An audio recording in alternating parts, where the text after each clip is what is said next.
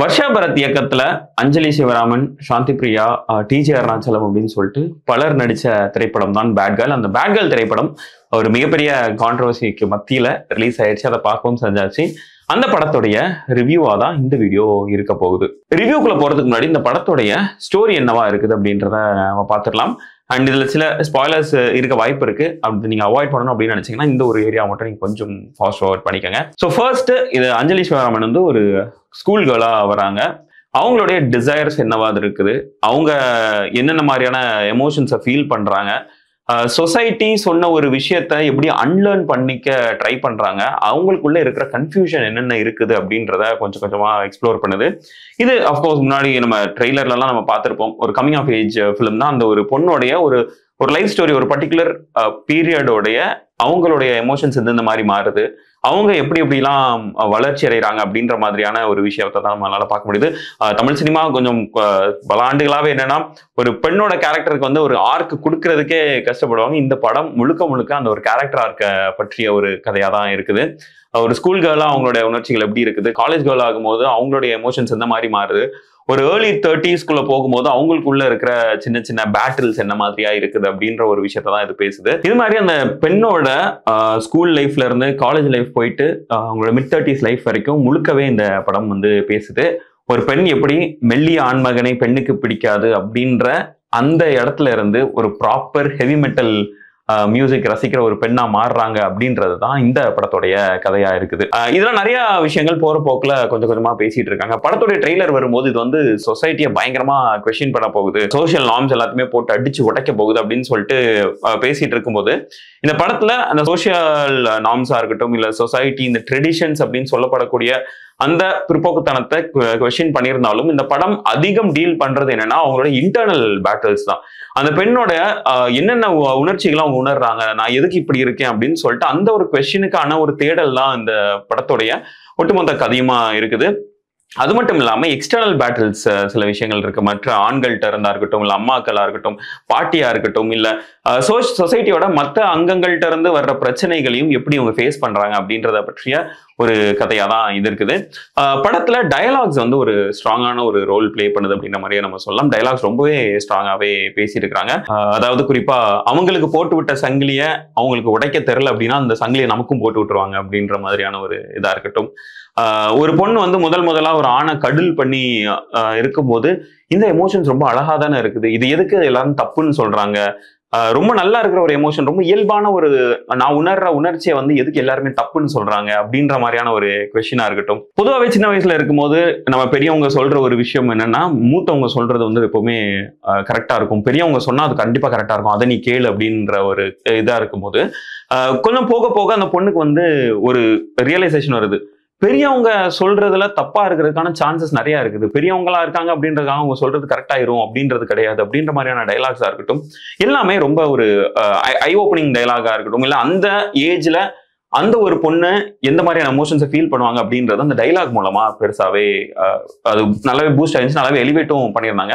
அந்த டைலாக்ஸ் எந்த அளவுக்கு ஒரு ஸ்ட்ரென்த்தோ அதே அளவுக்கு எடிட்டிங்குமே ஒரு மிகப்பெரிய ஸ்ட்ரென்த்தா இருந்தது. படத்துடைய எடிட்டர் ராதா ஸ்ரீதர் இந்த படத்துக்கு ஒரு மிகப்பெரிய அசெட் அப்படின்ற மாதிரியே நம்ம சொல்லலாம். சின்ன சின்ன கட்ஸா இருக்கட்டும், டக்குன்னு ஒரு ஜூம் இன் போறதா இருக்கட்டும், டக்குன்னு ஒரு ஜூம் அவுட் ஆகிறதா இருக்கட்டும், அந்த எமோஷன்ஸை ஈஸியாவே நமக்கு எலிவேட் பண்ணி காட்டுறாங்க அப்படின்ற மாதிரி சொல்லலாம். அந்த கான்வர்சேஷன் வந்து இன்னுமே அழகா காட்டப்படுது. எதனாலனா ராதாஸ்ரீதரோட அந்த ஒரு எடிட்டிங்ல. இந்த படத்துல மொத்தம் 3 சினிமாட்டோகிராஃபர்ஸ் ஒர்க் பண்ணியிருக்காங்க. Preetha Jayaraman, Jagadish Ravi and Prince Anderson அப்படின்னு சொல்லிட்டு 3 டிஃப்ரெண்ட் சினிமாட்டோகிராஃபர்ஸ் ஒர்க் பண்ணியிருக்காங்க. முன்னாடி சொன்ன மாதிரி அந்த 3 வேற எபிசோட்ஸா இருக்குது. ஒரு ஸ்கூல் கேர்ளா இருக்கும்போது, ஒரு காலேஜ் விமனா இருக்கும்போது, ஒரு மிட் 30s இருக்கும்போதுன்னு சொல்லிட்டு 3 டிஃப்ரெண்ட் லைஃப்ல உள்ள அந்த பீரியடுக்கும் டிஃப்ரெண்ட் சினிமாட்டோகிராஃபர்ஸ் யூஸ் பண்ணியிருக்காங்க. அது நமக்கு நல்லாவே தெரியுது. அண்ட் அதுவுமே ஒரு மிகப்பெரிய ஸ்ட்ரென்த் அப்படின்ற மாதிரியே சொல்லிடலாம். படத்துல மியூசிக் வந்து ரொம்ப அழகாவே யூஸ் பண்ணியிருக்காங்க. நிறைய 1-2 சின்ன சாங்ஸ் தான் வருது. ஸ்டோரியா அந்த படத்துல வர்ற அந்த ஸ்டோரியை வந்து அப்படி சாங்ஸாவும் கொஞ்சம் மாத்திருக்காங்க. அது வந்து படத்துக்கு ஒரு மிகப்பெரிய அட்வான்டேஜா இருக்குது. அமித் திரிவேதி பண்ணியிருக்காரு. பட் ஆனா 1-2 இடங்கள்ல மியூசிக் கொஞ்சம் இந்த இடத்துல கம்மியா இருந்தா நல்லா இருந்திருக்குமே அப்படின்ற மாதிரியான 1 or 2 இன்ஸ்டன்ஸ் இருந்துச்சு. பட் ஆனா மோரர்ல நிறைய இடத்துல குவைட்னஸ் இருக்கும்போது, நிறைய இடத்துல அப்படி ஒரு சைலன்ஸ் இருக்கணும் அப்படின்ற இடத்துல கரெக்டா சைலன்ஸ் கொடுத்திருக்காரு. அது அமித் திரிவேதியோட ஒரு மிகப்பெரிய எக்ஸலன்ஸ் அப்படின்ற மாதிரி தான் சொல்லணும். படத்துக்கு மிகப்பெரிய லெவலில் அது அசிஸ்ட் பண்ணியிருக்கு அப்படின்ற மாதிரி நம்ம பார்க்கலாம். அதே மாதிரி படத்துல பல இடங்கள்ல வர்ற சீன்ஸ் வந்து ரொம்ப ரசிக்கும்படியா இருக்குது. குறிப்பா என்னன்னா டேட்டிங் ஆப்ல வந்து இவங்க அஞ்சலி இருக்கிறாங்க அப்படின் போது அவங்க அம்மா வந்து கூப்பிட்டு வந்து சாந்தி பிரியா வந்து கூப்பிட்டு சொல்றாங்க, ஏய் நீ என்னடி டேட்டிங் ஆப்ல இருக்கிறதா இவங்களோட பையன் நமக்கு சொல்றான் அப்படின்ட்டு சொல்றாங்க. அந்த இன்னாரோட பையன் வந்து நீ டேட்டிங் ஆப்ல இருக்கிறத பார்த்துருக்கான், என்ன பழக்கம் இது அப்படின்னும் போது அஞ்சலி வந்து அந்த இடத்துல ஒரு இது சொல்றாங்க, ஓ அப்ப அவங்களோட பையன் டேட்டிங் ஆப்ல இருக்கானா அப்படின்ற மாதிரி. நீ வந்து நான் டேட்டிங் ஆப்ல இருக்கேன் நீ பிளேம் பண்ற, நீயே டேட்டிங் ஆப்ல தான் இருக்கிற, அப்புறம் எப்படி நீ என்ன பிளேம் பண்ணலாம் அப்படின்ற மாதிரி சொல்றாங்க. அதே மாதிரி அந்த டேட்டிங் ஆப் வந்து இதுதான் டேட்டிங் ஆப், இதுல பாருங்க இந்த போட்டோ வந்து பிடிச்சிருந்துச்சு அப்படின்னா அது நம்ம ரைட் ஸ்வைப் பண்ணலாம், லெஃப்ட் ஸ்வைப் பிடிக்கலாம் லெஃப்ட் ஸ்வைப் பண்ணலாம் அப்படின்ற மாதிரியான ஒரு இன்ட்ரோடக்ஷன் கொடுக்கும்போது சாந்தி பிரியா அவங்களுடைய அந்த அம்மாவுடைய ரியாக்ஷன் என்னவா இருக்குது அப்படின்னா, என்னடி இதெல்லாம் போட்டோலாம் போட்டிருக்க அப்படின்ற மாதிரி சொல்றாங்க. அதுக்கு அஞ்சலி வந்து திருப்பி சொல்றாங்க, நீ மட்டும் நம்ம கம்யூனிட்டி மேட்ரிமோனில வந்து நம்மளோட போட்டோ எனக்கு தெரியாம தானே போட்ட, இதுல போடுறது ஒன்றும் தப்பு கிடையாது அப்படின்ற மாதிரியானதா இருக்கட்டும். இது மாதிரி நிறைய கொஸ்டின்ஸ் ரைஸ் பண்ற மாதிரியான சீன்ஸும் இதுல இருக்குது. குறிப்பா அந்த ஒரு குட்டி கான்வர்சேஷன் இருக்கும், அவங்க அம்மாவுக்கும் அந்த பொண்ணுக்குமான கான்வர்சேஷன் ரொம்பவே என்ஜாய் பண்ற மாதிரி இருந்துச்சு. ஏன்னா ரொம்ப வருஷம் கழிச்சு அவங்க அந்த பொண்ணு வந்து அம்மா வீட்டுக்கு வந்திருப்பாங்க. வரும்போது 1 or 2 அப்டேட்ஸ் வந்து கேட்சப் பண்ணிக்கிற விஷயம் ரொம்பவே அழகா இருக்கும். அப்போ வந்து அவங்க அம்மா வந்து ஒரு கன்சர்னை ரைஸ் பண்ணுவாங்க, நாங்கெல்லாம் போனதுக்கு அப்புறம் உன்னை யாரடி பாத்துக்க போறா. இந்த சீன் வந்து ட்ரெய்லர்லயுமே வச்சிருந்தாங்க கடைசியில. அது தியேட்டர்ல பார்க்கும்போது இன்னுமே ரொம்ப அழகா இருந்தது. ரொம்ப நிறைய பேர் ரொம்ப என்ஜாய் பண்ணாங்க அப்படின்றத என்னாலையும் ஃபீல் பண்ண முடிஞ்சது. அவங்க அம்மா கேட்கறாங்க, நாங்கெல்லாம் போனதுக்கு அப்புறம் உன்னை யாரடி பாத்துக்க போறா அப்படின்ற மாதிரி ரொம்ப ஒரு ஒரீடா கேட்கறாங்க. அதுக்கு அந்த பொண்ணு சொல்றாங்க, இப்போ உன்னை யார் பாத்துக்கிறா அப்படின்ட்டு. அதாவது நீயே இங்க உன்னை பாத்துக்கவே யாரும் இல்லையா, நீ உன்னை யாருமே கண்டுக்க மாட்டாங்க, ஒண்ணு நீயே தான் பாத்துக்கிற, அதே மாதிரிதான் நானும் அப்படின்ற மாதிரியான ஒரு டைலாக் சொல்றாங்க. அதை சொல்லி முடிக்கும் போது அவங்க அப்பா பின்னாடி பேக்ரவுண்ட் வாய்ஸ்ல அம்மா சட்னி எங்கம்மா அப்படின்னு கேட்பாங்க. ரொம்பவே என்ஜாய் பண்ற மாதிரி ரொம்ப ரசிக்கும்படியா அந்த படம் இருந்துச்சு. அதே மாதிரி ரியாலிட்டியுமே ரொம்ப அசால்ட்டா எடுத்து காட்டிருந்துச்சு. நிறைய விஷயங்கள் அந்த ஹியூமரை வச்சு ரியாலிட்டியை போர்ட்ரே பண்ணியிருப்பாங்க. சொசைட்டியுமே இந்த இதெல்லாம் நிறைய கொஸ்டின் பண்ணியிருப்பாங்க. படத்துடைய அந்த ஹீரோயின் வந்து ஒரு சின்ன ஒரு டெத் வீட்டுக்கு போக வேண்டிய ஒரு சூழல் ஏற்படும். அவங்க அந்த ஜீன்ஸ் பேண்ட்டும் டிஷர்ட்டும் போட்டுட்டு காலேஜ்ல இருந்து ஓடி வருவாங்க அந்த டெத்தை அட்டென்ட் பண்றதுக்காக. அப்போ வரும்போது வெளியே ஒரு பாட்டி இருந்துட்டு, அம்மா நீ வேணா போயிட்டு சுடிதார் மாத்திட்டு வரியாமா அப்படின்ட்டு. அதாவது அங்க போயிட்டு அவங்களை கிரீவ் பண்ண கூட விடாம போய் சுடிதார் மாத்திட்டு வா அப்படின்ற மாதிரியா அவங்க சொல்ற ஒரு விஷயமா இருக்கட்டும். அதெல்லாம் ஒரு போற போக்குல லைட்டா அடிச்சுட்டு போயிருப்பாங்க. அதுவுமே ரொம்ப நல்லா இருந்தது. அதே மாதிரி அந்த ஒரு பாட்டி இறந்துருப்பாங்க. அந்த பாட்டியை பத்தி அவங்களுடைய ஜெனரேஷன் மக்கள் வந்து ரொம்ப நல்லவ, இவெல்லாம் அப்படி இருந்தா இப்படி இருந்தா அப்படின்னு சொல்லிட்டு புகழ்ந்துட்டு இருக்கும்போது அந்த பேரன் பேத்தி ஜெனரேஷன் வந்து அந்த பாட்டியை வந்து பிளேம் பண்ணிட்டு இருப்பாங்க. நான் என்ன நிம்மதியாவே இருக்க விடல, வெறும் ஆர்த்தடாக்ஸ் சொல்லிட்டு நிறைய ரெஸ்ட்ரிக்ட் பண்ணிட்டாங்க அப்படி இப்படின்னு சொல்லிட்டு ரொம்ப பிளேம் பண்ணுவாங்க. அந்த ஒரு ஜெனரேஷன் கேப்புமே இதுல அழகா காட்டியிருந்தாங்க அப்படின்ற மாதிரி சொல்லலாம். அண்ட் இதுல சாந்தி பிரியா அம்மா ரோல் பிளே பண்ணியிருக்காங்க. ரொம்பவே அழகா பிளே பண்ணிருக்காங்க. முக்கியமான ரோல் அப்படின்னு மாதிரி நம்ம சொல்லிடலாம். அவங்களுக்கு வந்து ஒரு பெரிய டைலமா இருக்கும். தங்களுடைய முன்னாடி ஜெனரேஷன் சொல்ற ஒரு விஷயத்த ரொம்ப பிற்போக்குத்தனமா இருக்கு அப்படின்ற மாதிரி தெரியும், அவங்களுக்கு ஃபீல் பண்ணுவாங்க. பட் அட் சேம் டைம் தங்களோட அடுத்த ஜெனரேஷன், அதாவது அவங்களோட பொண்ணு வந்து பண்ற சில விஷயங்கள் இவங்களுக்கு ஏத்துக்கிறதுக்கு ரொம்ப கஷ்டமா இருக்கும். ஸோ இந்த ரெண்டுல நான் எந்த பக்கம் நிக்கணும் அப்படின்ற ஒரு டைலமாவை வந்து அவங்க நிறைய சீன்ஸ்ல அவங்களோட நடிப்பு மட்டும் அவங்களோட பார்வையிலே அதை வெளிப்படுத்தியிருப்பாங்க. ரொம்பவே என்ஜாய் பண்ற மாதிரி இருந்துச்சு. அவங்களோட கேரக்டர் வந்து ரொம்ப டெப்தாவே இருந்தது அப்படின்னு மாதிரி சொல்லலாம். அவங்களோட பெர்ஃபார்மன்ஸ் அவங்க கேரக்டரை பல மடங்கு எலிவேட் பண்ணிச்சு. இந்த படத்துல நிறைய பாசிட்டிவ்ஸ் இருக்கு. அதாவது குறிப்பா அவங்களோட இன்டர்னல் அந்த பெண்ணோட இன்டர்னல் பேட்டில்ஸ் அழகா காட்டியிருக்காங்க. எக்ஸ்டர்னல் பேட்டில்ஸையுமே அவங்க அழகா போர்ட்ரே பண்ணிருக்காங்க. அப்படின்னும் போது ஒரு விஷயம் இதுல கொஞ்சம் லேக் ஆச்சு அப்படின்ற மாதிரி தோணுச்சு. என்னன்னா இந்த எமோஷனல் கனெக்ட் என்னால அந்த ஒரு கேரக்டரோட ரொம்ப பெரிய லெவல்ல நம்மளால எமோஷனலா கனெக்ட் ஆகிக்க முடியல. எதனாலனா அவங்க வர்ற ஒவ்வொரு பிரச்சனையுமே அப்படி ஈஸியா அப்படி ஹேண்டில் பண்ணிட்டு மூவ் ஆயிட்டே இருக்கிறாங்க. அப்படின்னும் போது அவங்களுக்கு ஒரு பெரிய பிரச்சனை வருது அப்படின்றது வந்து நமக்கு கொஞ்சம் பெயின் ஃபீல் ஆனாலும் அவங்களோட ரொம்ப நம்மளால கனெக்ட் ஆகிக்க முடியலையோ அப்படின்ற மாதிரி தோணுச்சு. பட் மற்றபடி ரொம்பவே ரசிக்கும்படியாவே இந்த படம் ஃபுல்லாவே எடுத்திருந்தாங்க.